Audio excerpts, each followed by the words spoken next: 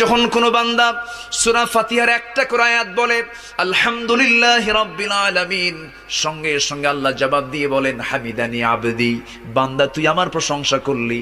আর রহমানির রহিম যখন বলে আল্লাহ বলেন আসনা আলাইয়া আবদি। মালিক ইয়াউমিদ্দিন যখন বলে আল্লাহ বলেন মাজ্জাদানি আবদি। এরপরে যখন বলে ইয়াকা না'বুদু ওয়া ইয়াকা নাস্তাঈন পর্যন্ত যখন বলে আল্লাহ বলেন বান্দারে তুই আমার কাছে কি চাস, প্রাণ খুলে চা রে বান্দা।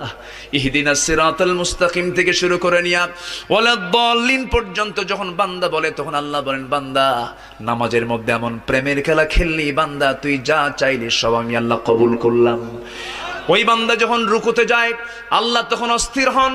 ওই বান্দা যখন সিজদায় যাওয়ার জন্য প্রস্তুতি নাই, সমস্ত ফেরেশতাকে ডাক দিয়ে বলেন ও ফেরেশতারা, এই বান্দাগুলো আমাকে দেখলো না, রাসূলকে দেখলো না, কোরআনকে দেখে হাদিসকে বিশ্বাস করে আমাকে খুশি করার জন্য তার সবচেয়ে সম্মানজনক